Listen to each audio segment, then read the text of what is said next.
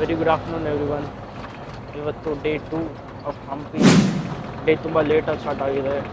Afternoon 1 o'clock ಇವಾಗ. So ಇವತ್ತು south Hampi cover ಮಾಡೋಣ. Let's go. ಕಡಿ ಹತ್ರ ಗಣೇಶ, ಕಡಲೆಕಾಳು ಗಣೇಶ ಅಂತ ಹೆಸರು. ಸೊ ಇದು ಮೂಲತಃ ವಿಜಯನಗರ ಸಾಮ್ರಾಜ್ಯದಲ್ಲಿ ಒಬ್ಬ ವ್ಯಾಪಾರಸ್ಥರು ಕಟ್ಟಿದಂಥ ಒಂದು ಗಣೇಶ.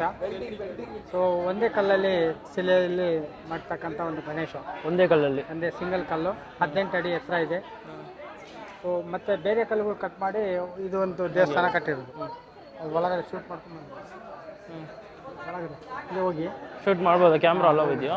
ಅಲ್ಲಿವರೆಗೆ ಜನ ಇದಾರಲ್ಲ ಅಲ್ಲಿವರೆಗೆ ಮಾಡ್ಕೊಂಡು ಬಂದು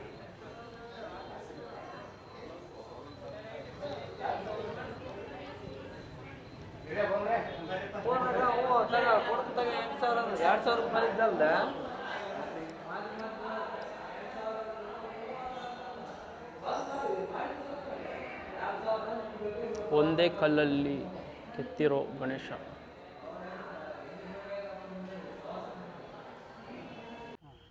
ಇದೊಂದು ಬಂಡೆ ಕಾಣ್ತಾ ಇದೆ ನೋಡಿ. ಈ ಥರ ಇದು ಹೇಮಕುಂಟ ಪರ್ವತ ಅಂತ. ಹೇಮ ಅಂದರೆ ದೊಡ್ಡ ಒಂದು ಬಂಡೆ. ಈ ಬಂಡೆ ಮೇಲೆ ಒಂದು ದೇವಸ್ಥಾನ ಕಟ್ಟಿರೋದು. ಇಲ್ಲಿ ಸುಮಾರು ದೇವಸ್ಥಾನಗಳಿದ್ದಾವೆ. ಗಣೇಶ ಆಮೇಲೆ ಒಂದೇ ಬೆಟ್ಟದಲ್ಲಿ, ಒಂದೇ ಬಂಡೆ ಇದು, ಒಂದೇ ಬಂಡೆಯಲ್ಲಿ, ಕಲ್ಲು ಬಂಡೆಯಲ್ಲಿ ಸುಮಾರು ಇಲ್ಲಿ ದೇವಸ್ಥಾನಗಳಿದ್ದಾವೆ. ಅದರಲ್ಲಿ ಒಂದು ಗಣೇಶ ಈಗ ನಾವು ತಾನೇ ನೋಡಿದ್ವಿ. ಈಗ ವಿರೂಪಾಕ್ಷ ಎದುರುಗಡೆ ಕಾಣ್ತದಲ್ಲ, ಇದು ವಿರೂಪಾಕ್ಷ ದೇವಸ್ಥಾನ. ವಿರೂಪಾಕ್ಷ ಅಂದರೆ ಶಿವಲಿಂಗ ಇದೆ ಒಳಗಡೆ, ಅಂದರೆ ಸ್ವಯಂಭೂಲಿಂಗ ಅಂತ ಹೇಳ್ತೀವಿ. ಸೊ ಈ ಸ್ವಯಂಭೂಲಿಂಗ ಚಿಕ್ಕ ಶಿವಲಿಂಗ. ಇದು ಸುಮಾರು ವರ್ಷದ ಹಿಂದೆ ಇಲ್ಲಿ ಶಿವ ತಪಸ್ ಮಾಡ್ತಾ ಇದ್ರು, ಹಂಗಾಗಿ ಸ್ವಯಂಭೂಲಿಂಗ ಅಂತ ಹೇಳ್ಬೋದು. ಸೊ ಈ ವಿಜಯನಗರ ಸಾಮ್ರಾಜ್ಯ ಆ್ಯಕ್ಚುಲಿ 1336ರಲ್ಲಿ ಹರಿಹರ ಮತ್ತು ಬುಕ್ಕರು ವಿಜಯನಗರ ಸಾಮ್ರಾಜ್ಯ ಸ್ಥಾಪನೆ ಮಾಡ್ತಾರೆ. ಆಗಿನ ಮುಂಚೆ ಅಷ್ಟಕ್ಕಿಂತ ಮುಂಚೆನೇ ಈ ಶಿವಲಿಂಗ ಇರೋದ ಕಾರಣಕ್ಕೆ ಇಲ್ಲಿ ಚಾಲುಕ್ಯರ ಕಾಲದಲ್ಲಿ ಒಂದು ಚಿಕ್ಕದೊಂದು ದೇವಸ್ಥಾನ ಕಟ್ಟಿದ್ರು ಅಂತ ಒಂದು ಕಥೆ ಇದೆ. ಹಾಗಾಗಿ ವಿಜಯನಗರ ಸಾಮ್ರಾಜ್ಯ 4 ವಂಶಸ್ಥರು ಆಳ್ಕೆ ಮಾಡ್ತಾರೆ. ಫಸ್ಟ್ ಸಂಗಮ, ಹರಿಹರ ಬುಕ್ಕರು ಸಂಗಮ ವಂಶದಲ್ಲಿ ಬರ್ತಾರೆ. 1336ರಲ್ಲಿ ಅವರು ವಿಜಯನಗರ ಸಾಮ್ರಾಜ್ಯನ ಪ್ರತಿಸ್ಥಾಪನೆ ಮಾಡ್ತಾರೆ, ಸ್ಟಾರ್ಟ್ ಮಾಡ್ತಾರೆ. ಅವ್ರಾದ ನಂತರ ಅವ್ರ ವಂಶ ಆದ ನಂತರ ಸಂಗಮ ಆದಮೇಲೆ ಸಾಳ್ವ ಡೈನೆಸ್ಟಿ ಬರುತ್ತೆ. ಸಾಳ್ವದಲ್ಲಿ ಆಗಿನ ಕಾಲಕ್ಕೆ ತುಂಬ ಅವರು ಪವರ್ಫುಲ್ ಆಗಿ ಆಳ್ಕೆ ಮಾಡಿದರು. ಅವರಾದ್ಮೇಲೆ ತುಳುವ ಡೈನೆಸ್ಟಿ ಬರುತ್ತೆ. ತುಳುವ ಡೈನೆಸ್ಟಿಯಲ್ಲಿ ಕೃಷ್ಣದೇವರಾಯನ ಆಯ್ಕೆ ಮಾಡಿಕೊಂಡು ಕೃಷ್ಣದೇವರ 1509ರಲ್ಲಿ ಬರ್ತಾರೆ. 29ವರೆಗೆ ಆಳ್ಕೆ ಮಾಡ್ತಾರೆ. 20 ವರ್ಷದಲ್ಲಿ ಇಡೀ ದಕ್ಷಿಣ ಭಾರತವನ್ನು ವಶಪಡಿಸ್ಕೊಳ್ತಾರೆ. ಎಲ್ಲೆಲ್ಲಿ ಯುದ್ಧಕ್ಕೆ ಹೋಗ್ತಾರಲ್ಲ ಅಲ್ಲೆಲ್ಲ ವಿಜಯ ಆಗಿ ಬರ್ತಾರೆ. ಅದಕ್ಕೋಸ್ಕರ ಇದು ವಿಜಯನಗರ ಸಾಮ್ರಾಜ್ಯವಾಯಿತು. ಸೊ ಆ ನಂತರ ಅವರು ನಿಧನ ನಂತರ ಇಲ್ಲಿ ಅವ್ರ ಹಳೆಯ ರಾಮರಾಯನ ಕಾಲದಲ್ಲಿ ವಿಜಯನಗರ ಸಾಮ್ರಾಜ್ಯ ಹಾಳಾಗುತ್ತೆ 1565. ಆಗ ಸ್ವಲ್ಪ ಸುಲ್ತಾನ್ ದಾಳಿ ಒಳಗಾಗಿ ಸ್ವಲ್ಪ ಟೆಂಪಲ್ಗಳು ಮತ್ತು ಒಳಗಡೆ ಇರುವಂಥ ವಿಗ್ರಹಗಳು ಹಾಳಾಗಿದೆ. ಹೀಗಾಗಿ ಕೆಲವು ಟೆಂಪಲ್ಗಳಲ್ಲಿ ಪೂಜೆ ಇಲ್ಲ ಮತ್ತು ಈ ಟೆಂಪಲಲ್ಲಿ ಪೂಜೆ ಆಗ್ತದೆ. ಇದೇ ಮೂಲತಃ ಹಂಪಿ ವಿರೂಪಾಕ್ಷ ಅಂತ ಹೆಸರು. ಈ ಹಂಪಿ ವಿರೂಪಾಕ್ಷ ಅಂದರೆ ಒಂದು ಪವರ್ಫುಲ್ ಶಿವಲಿಂಗ ಅಂತ ಹೇಳ್ಬೋದು. ಪವರ್ಫುಲ್ ಶಿವಲಿಂಗ. ಸೊ ಈ ದೇವಸ್ಥಾನ ಕಟ್ಟಿರೋದು 165 ಅಡಿ ಎತ್ತರ ಇದೆ. 165 ಫೀಟ್ ಗೋಪುರದ ಹೈಟು. ಓಕೆ, ಇದು ಕೃಷ್ಣದೇವರಾಯ ಮುಂಚೆ ಪೋಡದೇವರ ಕಾಲದಲ್ಲಿ ಕಟ್ಟಿದ್ದಾರೆ ಅಂತ ಹೇಳ್ತೀವಿ. ಸೊ ಪೋಡದೇವರಾಯನ ಕಾಲದಲ್ಲಿನೂ ತುಂಬ ಅವರು ವೈಭವವಾಗಿ ಇಲ್ಲಿ ನಡ್ಕೊಂಡು ಹೋದರು. ಆ ನಂತರ ಬಂದ ನಂತರ ಕೃಷ್ಣದೇವರಾಯರು ಅದನ್ನು ಇನ್ನೂ ಅಭಿವೃದ್ಧಿ ಮಾಡಿದರು. ಸೊ ಇಲ್ಲಿ ಮುತ್ತು ರತ್ನ ವಜ್ರ ವೈಡೂರುಗಳೆಲ್ಲ ಬೀದಿಯಲ್ಲಿ ಹಾಕ್ಕೊಂಡ್ಬಿಟ್ಟು ಅಲ್ಲಿ ಮಂಟಪಗಳು ಕಾಣ್ತಾ ಇದ್ರು ಸೈಡಲ್ಲಿ. ಆ ಸೈಡ್ ಮಂಟಪದಲ್ಲಿ ಇಲ್ಲಿ ವ್ಯಾಪಾರ ಮಾಡ್ತಾಯಿದ್ರು. ಮುತ್ತು ರತ್ನ ವಜ್ರ ವೈಡೂರ್ಯಗಳು ಒಂದು ಲೀಟರ್ ಡಬ್ಬೆ ಅಂದರೆ ಶೇರ್ ಅಂತ ಹೇಳ್ತೀವಿ ನಾವು ಉತ್ತರ ಕನ್ನಡದಲ್ಲಿ. ಆ ಶೇರ್ ಡಬ್ಬೆಯಲ್ಲಿ ಅಳೆದು ವ್ಯಾಪಾರ ಮಾಡ್ತಕ್ಕಂಥ ಒಂದು ಇದು ಬೀದಿ.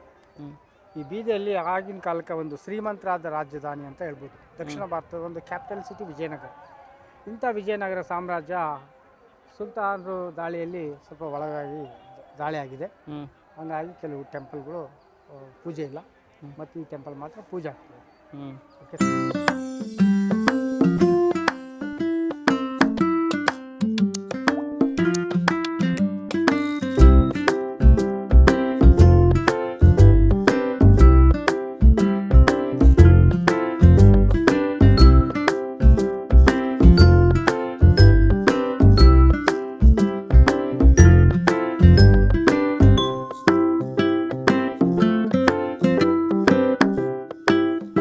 ಸೊ ನಾವು ಹಿಂಗೆ ಹೋಗ್ತಾ ಇರುವಾಗ ನನ್ನ ಮೈಂಡಲ್ಲಿ ಒಂದು ಕ್ವಶನ್ ನೋಡ್ತು, ಈ ಹಂಪಿ ಅಂತ ಹೆಂಗೆ ಹೆಸರು ಬಂತು. ಆಗ ನಮ್ಮ ಗೈಡ್ ಅವರಿಗೆ ಒಂದು ಕ್ವಶನ್ ಕೇಳಿದೆ, ಇದನ್ನೇ ಕ್ವಶನ್ನು. ಸೊ ಗೈಡ್ ಅವ್ರು ಏನು ಹೇಳ್ತಾರೆ ಅಂತ ಕೇಳೋಣ. ಹೇಳಿ ಸರ್. ಸರ್, ಹಂಪಿ ಅನ್ನೋ ಹೆಸರು ಹಂಪಾ ಕ್ಷೇತ್ರ, ಪಂಪಾ ಕ್ಷೇತ್ರ, ಹಂಪಾದೇವಿ ಪಂಪಾಪತಿ ಅಂತ ಹೆಸರು. ಆ ಅಕ್ಷರದಲ್ಲಿ ಹಂಪಿ ಆಯಿತು. ಸೊ ಇದು ಆ್ಯಕ್ಚುಲಿ ಸತ್ಯಯುಗ, ದ್ವಾಪರ ಯುಗ, ತ್ರೇತರ ಯುಗ, ಈಗ ಕಲಿಯುಗ. ಒಂದೊಂದು ಯುಗಗಳಲ್ಲಿ ಒಂದೊಂದು ಹೆಸರು ಈಗ ಬದಲಾವಣೆ ಆಗಿದೆ. ಸೊ ಇಲ್ಲಿ ರಾಮಾಯಣ ಕಾಲದಲ್ಲಿ ಕಿಷ್ಕಿಂಧ ನಗರ ಅಂತ ಕರಿತಾ ಇದ್ರು, ಹಾಗಾಗಿ ಕಿಷ್ಕಿಂಧ ಆಯಿತು. ಆಮೇಲೆ ಹರಿಹರ ಬುಕ್ಕರು ಈ ವಿಜಯನಗರ ಸಾಮ್ರಾಜ್ಯವನ್ನು 1530ರಲ್ಲಿ ಕಟ್ಟಿದಾಗ ಅವ್ರ ಗುರುಗಳು ವಿದ್ಯಾರಣ್ಯ ಗುರುಗಳು ಅಂತ ಇದ್ದರು. ಹಾಗಾಗಿ ವಿದ್ಯಾನಗರವಾಯಿತು. ವಿದ್ಯಾನಗರದಿಂದ ವಿಜಯನಗರ ಆಗಿ ಬದಲಿಸಿರೋದು ಕೃಷ್ಣದೇವರಾಯನ ಕಾಲದಲ್ಲಿ. ಆ ಕೃಷ್ಣದೇವರಾಯ ಎಲ್ಲೆಲ್ಲಿ ಯುದ್ಧಕ್ಕೆ ಹೋಗ್ತಾರೆ, ಅವ್ರು ವಿಜಯ ಆಗಿ ಬಂದಾಗ ಇದಕ್ಕೆ ವಿಜಯನಗರ ಸಾಮ್ರಾಜ್ಯ ಅಂತ ಹೆಸರಾಯಿತು. ಈ ವಿಜಯನಗರ ಸಾಮ್ರಾಜ್ಯ 1565ರಲ್ಲಿ ತಾಳಿಕೋಟೆ ಯುದ್ಧದಲ್ಲಿ ಪತನ ಆದ ನಂತರ ಮೂಲಂತ ಮೊದಲು ಹೆಸರಿದ್ದಂಥದ್ದೇ ಹಂಪಾ ಕ್ಷೇತ್ರ, ಪಂಪಾ ಕ್ಷೇತ್ರ, ಹಂಪಾದೇವಿ ಪಂಪಾಪತಿ ಅಂತ ಆ ಅಕ್ಷರದಲ್ಲಿ ಹಂಪಿ ಒಂದು ಆಯಿತು. ಈ ಥರ ನೀವು ಅದನ್ನ ಟ್ರಾನ್ಸ್ಲೇಷನ್ ಮಾಡಿ. ನೈಸ್.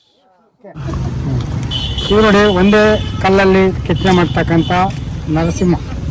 ಸೊ ಇದಕ್ಕೆ 3 ಹೆಸರುಗಳಿರ್ತವೆ: ಲಕ್ಷ್ಮೀ ನರಸಿಂಹ, ಯೋಗ ನರಸಿಂಹ ಮತ್ತು ಉಗ್ರ ನರಸಿಂಹ. ಸೊ ಕೃಷ್ಣದೇವರಾಯನ ಲಾಸ್ಟ್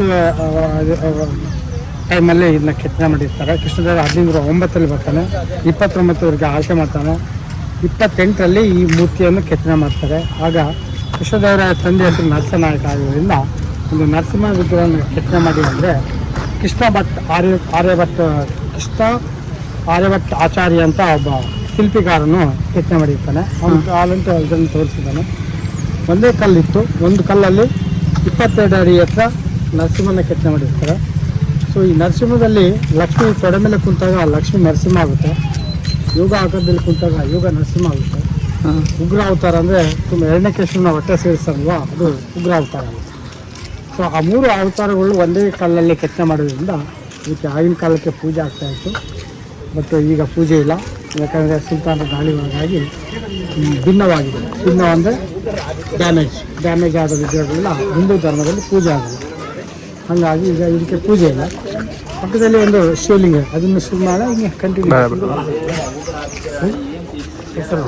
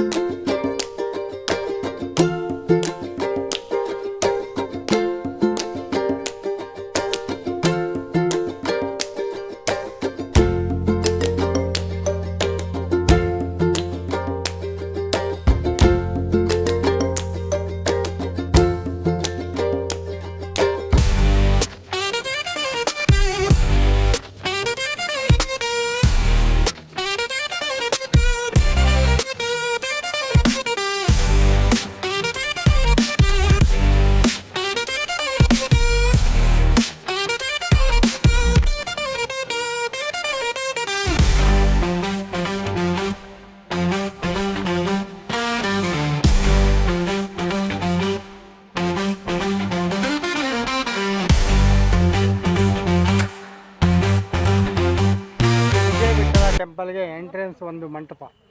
ಈ ಮಂಟಪದ ಹೆಸರು ಗೆಜ್ಜಲ ಮಂಟಪ ಅಂತ. ಗೆಜ್ಜಲ ಮಂಟಪ ಅಂದರೆ ಕಾಲಿಗೆ ಗೆಜ್ಜೆ ಹಾಕ್ಕೊಂಡು ನಾಟ್ಯ ಮಾಡ್ತಾ ಸ್ವಾಗತ ಮಾಡ್ತಕ್ಕಂಥ ಮಂಟಪ. ಮತ್ತು ಪ್ರತಿ ವರ್ಷದಲ್ಲಿ ಉತ್ಸವ ಮೂರ್ತಿನ ತಂದು ಪೂಜೆ ಮಾಡಿ ಮತ್ತೆ ವಾಪಸ್ ತೊಗೊಂಡು ಹೋಗ್ತಾಯಿದ್ರು. ಅದಕ್ಕೆ ಉತ್ಸವ ಮಂಟಪ ಅಂತಲೂ ಕರೀತಾರೆ, ಗೆಜ್ಜಲ ಮಂಟಪ, ಸ್ವಾಗತ ಮಂಟಪ ಅಂತಲೂ ಕರೀತಾರೆ. ಈ ವಿಜಯ ವಿಠಲಕ್ಕೆ ಮುಂದೆ ಬರ್ತಾ ಇರೋದು ಫಸ್ಟ್ ಗೋಪುರ. ವಿಜಯ ವಿಠಲ ದೇವಸ್ಥಾನದ ಒಂದು ಪುಷ್ಕರಣಿ. ಸೊ ಈ ಥರ ಪುಷ್ಕರಣಿ ಪ್ರತಿಯೊಂದು ಟೆಂಪಲ್ ಎಡಭಾಗಕ್ಕೆ ಒಂದೊಂದು ಪುಷ್ಕರಣಿಗಳು ಬರ್ತವೆ ಹಂಪಿಯಲ್ಲಿ. ಸೊ ಆಗಿನ ಕಾಲಕ್ಕೆ ಈ ಪುಷ್ಕರಣಿಯಲ್ಲಿ ತೆಪ್ಪದ ದೀಪದ ಅಲಂಕಾರ ಮತ್ತು ಯಾವುದೊಂದು ಫಂಕ್ಷನ್ಗಳು ಟೈಮಲ್ಲಿ ಸುತ್ತ ದೀಪ ಆಕಾರಗಳು ಮಾಡಿಬಿಟ್ಟು ಉತ್ಸವ ಮೂರ್ತಿಯನ್ನು ತೊಗೊಂಡೋಗ್ತಾಯಿದ್ರು. ಸೊ ಮಧ್ಯದಲ್ಲಿ ಒಂದು ಮಂಟಪ ಇದೆ. ಈ ಮಂಟಪದಲ್ಲಿ ಒಂದು ವಿಗ್ರಹ ಇತ್ತು, ಬಟ್ ಅದು ಹಾಳಾದ ಕಾರಣಕ್ಕೆ ನಮಗೆ ಮಂಟಪದಲ್ಲಿ ವಿಗ್ರಹ ಕಾಣ್ತಾ ಇಲ್ಲ. ಮೇಲ್ಗಡೆ ಕಳಸ ಇರ್ತಾಯಿತ್ತು ಗೋಪುರದ ಮೇಲೆ. ಕಳಸ ಎಲ್ಲ ಸುಲ್ತಾನರ ಕಾಲದಲ್ಲಿ ದಾಳಿ ಆಗಿದೆ. ಹಾಗಾಗಿ ನಮಗೆ ಓನ್ಲಿ ಪುಷ್ಕರಣಿ ಮಾತ್ರ ಕಾಣುತ್ತೆ. ಬಟ್ ಇದು ಮಳೆ ನೀರಿನ ನೀರು. ಸೊ ನದಿ ನೀರಲ್ಲ, ಡ್ಯಾಮ್ ನೀರಲ್ಲ, ಮಳೆ ನೀರು. ಮಾಡೋಣ ಸರ್. ಈಗ ನಾವಿರೋದು ವಿಜಯ ವಿಠಲ ದೇವಸ್ಥಾನ. ಈ ವಿಜಯ ವಿಠಲ ದೇವಸ್ಥಾನ ಹೆಸರು ಹೆಂಗಾಯಿತು ಅಂದರೆ, ಕೃಷ್ಣದೇವರಾಯನು ಪಡಾಣಿಕೆಯಲ್ಲಿ ಇಲ್ಲಿಂದ ಒಡಿಶಾವಿಗೆ ಹೋಗ್ತಾರೆ. ಒಡಿಶಾದಲ್ಲಿ ಗಜಪತಿ ಸಾಮ್ರಾಜ್ಯ ಗೆದ್ದ ನಂತರ ಇಲ್ಲಿ ಕೋಲಾರ ಸನ್ ಟೆಂಪಲ್ ಅಂತ ಸೂರ್ಯನಾರಾಯಣ ಟೆಂಪಲ್ ಇದೆ. ಅಲ್ಲಿ ಒಂದು ವೀಲ್ಗಳು ಇರ್ತವೆ ಆ ಟೆಂಪಲಲ್ಲಿ. ಅಲ್ಲಿ ನೋಡಿಬಿಟ್ಟು ನಮ್ಮ ಸಾಮ್ರಾಜ್ಯದಲ್ಲಿ ಯಾಕೆ ಇರ್ಬಾರ್ದು ಅಂತ ಒಂದು ಕಲ್ಲಿನ ರಥನ ಸ್ಥಾಪನೆ ಮಾಡ್ತಾನೆ. ಈ ಕಲ್ಲಿನ ರಥ ಆಗಿನ ಕಾಲಕ್ಕೆ ತಳ್ತಾ ಇರಲಿಲ್ಲ, ಮುಂದೆ ಹಿಂದೆ ಹೋಗ್ತಾ ಇರಲಿಲ್ಲ. ಮುಂದಿನ ಕಾಲದಲ್ಲಿ ಗರುಡಗಂಬದ ಬದಲುವಾಗಿ ಕಲ್ಲಿನ ರಥನ ಸ್ಥಾಪನೆ ಮಾಡಿದ್ದು ಕೃಷ್ಣದೇವರಾಯರು. ಸೊ ಆಗಿನ ಕಾಲಕ್ಕೆ ಈ ವೀಲ್ಗಳು ಏನಿದ್ದಾವೆ, ಈ ವೀಲ್ಗಳನ್ನ ತಿರ್ಸ್ತಾ ಇದ್ರು. ಅವ್ರವ್ರ ಬೇಡಿಕೆಗಳು 5 ಸುತ್ತು, 9 ಸುತ್ತು, 11 ಸುತ್ತು ಈ ಥರ ತಿರ್ಸ್ತಾ ಇದ್ರು. ಈ ನಮ್ಗೆ 2 ವೀಲ್ಗಳು ಕಾಣ್ತಾ ಇದೆ. ಆ ಕಡೆ ಭಾಗದಲ್ಲಿ 2 ವೀಲಲ್ಲಿ ಒಂದು ವೀಲು ಡ್ಯಾಮೇಜ್ ಆಗಿದೆ, ಬಟ್ ಪಟ್ಟಿ ಡ್ಯಾಮೇಜ್ ಆಗಿರೋದ್ರಿಂದ ಅದು ಸೌಂಡ್ ಹೋಗಿದೆ. ತುಂಬ ಜನ ತಿರ್ಸೋಕ್ಕೆ ಪ್ರಯತ್ನ ಮಾಡ್ತಾ ಇದ್ದು ಅದು ಮಾರ್ಕ್ ಮಾಡಿದ್ದಾರೆ ಆರ್ಕಿಯಾಲಜಿಕಲ್ ಡಿಪಾರ್ಟ್ಮೆಂಟವರು. ಹಾಗಾಗಿ ಅದಕ್ಕೆ ಯಾರೂ ತಿರ್ಸಂಗಿಲ್ಲ.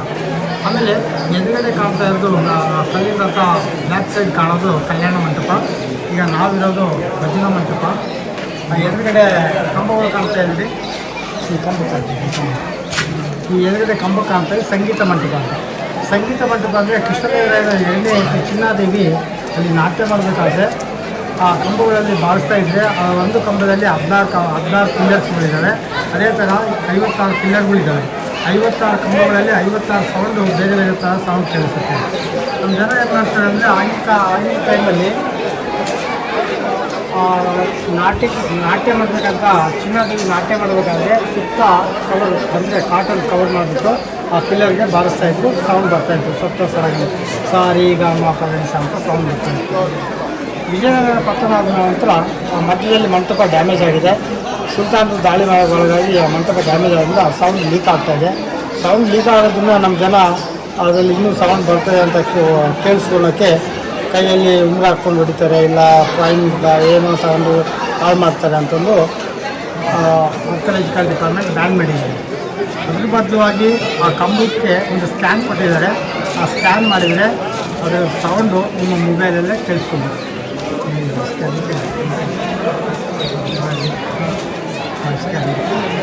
ಸ್ಕ್ಯಾನ್ ಮಾಡಿದರೆ ನಿಮ್ಮ ಮೊಬೈಲಲ್ಲಿ ಕೇಳಿಸ್ಕೊಂಡು ಸೌಂಡ್.